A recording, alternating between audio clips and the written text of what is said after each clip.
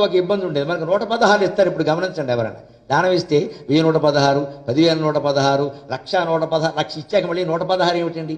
ఈ 116 నమ్మకం ఎందుకు వచ్చిందంటే, నిజాం నవాబు ఇక్కడ పరిపాలించే కాలంలో ఈ సంస్థానాధీశులు ఉండేవారు కదా, వారి పరిపాలనలో హిందూ సంస్థానాలే, చాలా భాగం హిందూ సంస్థానాలే, కొన్ని వేరే వాళ్ళు ఉండేవి.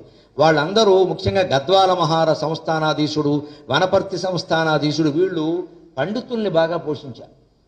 గోదావరి జిల్లాల నుంచి పండితులు వచ్చేవారు, తిరుపతి వెంకట కవులు వాళ్ళు. వాళ్ళకి వీళ్ళు ఏం చేసేవారు? 100 రూపాయలు ఇచ్చేవారు. ఆ రోజుల్లో 100 రూపాయలు అంటే చాలా ఎక్కువ.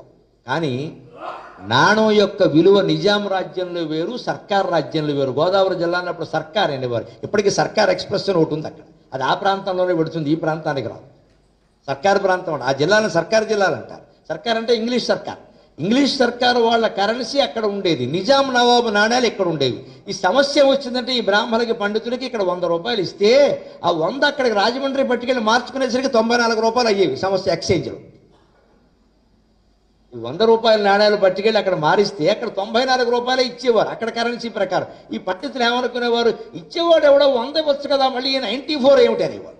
ఈ నాణ్యాలు మార్పడం విషయం వాళ్ళకి నచ్చేది కాదు. అవన్నీ వాళ్ళు చూసుకోవాలి, మనకి 100 ఇవ్వాలి, 100 ఇచ్చారని చెప్పుకుంటాం, శతమానం భవతి అని, అంతేగా 94 మానం భవతి అనం కదా, లోటే కదా. అప్పుడు నిజాం నవాబుకి ఎవరో ఈ విషయం చెప్పారు, ఈ సంస్థానాధీశులకి. అక్కడికి వెళ్ళిన బ్రాహ్మణులు పండితులు ఇలా బాధపడుతున్నారండి, 100 రూపాయలు అక్కడికి పట్టుకెడితే 94 అవుతున్నాయి అంటే. ఆయన అన్నాడు, ఈ మాత్రానికి వేద పండితుల్ని బ్రాహ్మణుల్ని బాధపెట్టడం ఎందుకయ్యా, ఎంత ఇస్తే 100 అవుతుందో కనుక్కోరాడు, 116 ఇస్తే 100 అవుతుందని చెప్పారు.